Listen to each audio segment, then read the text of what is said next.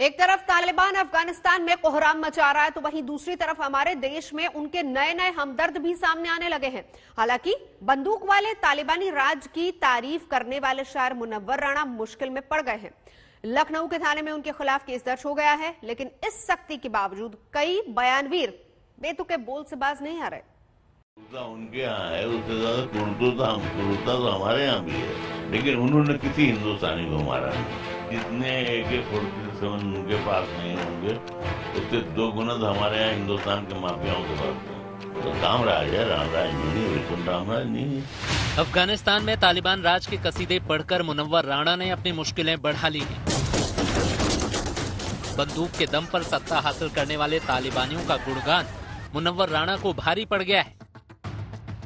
मुनव्वर राणा ने जिस तरह तालिबानियों के हथियार उठाने को जायज बताया, वो लोकतंत्र की भावनाओं के खिलाफ है।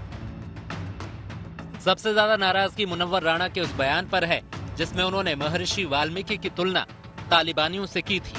अब केंद्र सरकार के मंत्री मुख्तार अब्बास नकवी ने भी मुनव्वर राणा के इस बेसुरे राग का जवाब दिया है कि जब भगवान आचार्य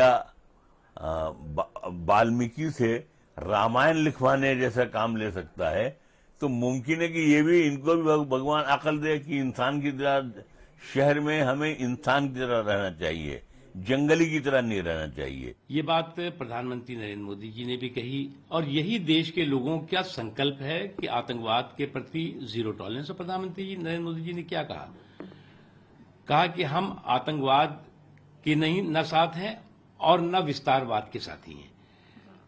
किसी भी तरह का आतंकवाद या किसी भी तरह का विस्तारवाद इंसानियत का दुश्मन होता है। ये बात कही। अब कुछ लोग अगर यहाँ पर अपनी बेसुरी राग आलाप रहे हैं तो ये लोगों की आवाज कतई नहीं हो सकता, और लोगों की आवाज नहीं हो सकता तो ये बात समझ लेना चाहिए कि आइसोलेटेड वॉइसेस को खुद समाज रिजेक्ट करेगा।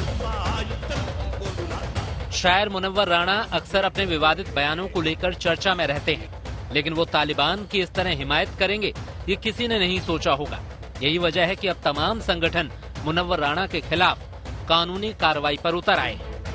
लखनऊ के हजरतगंज थाने में अखिल भारत हिंदू महासभा और सामाजिक सरोकार फाउंडेशन की शिकायत पर मुनव्वर राणा के खिलाफ केस दर्ज हुआ है। इसी थाने में अंबेडकर महासभा ने भी मुनव्वर राणा के खिलाफ शिकायत दर्ज कराई है।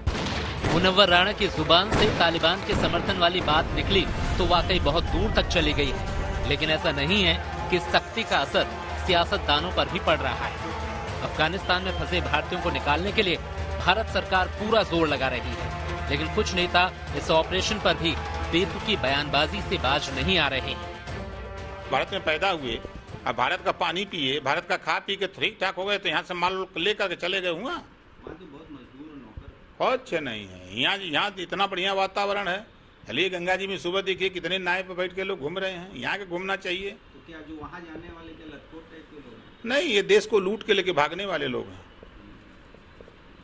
देश में शिक्षा लेंगे और जाएंगे विदेश में काम करेंगे। अफगानिस्तान में तालिबानी मनमानी कर रहे हैं, सरेआम गोलीबारी कर रहे हैं, हर तरफ दहशत का माहौल है। ऐसे में उनका समर्थन करने वालों और बेतुके बयानों पर सवाल लाजमी है। आज तक ब्यूरो।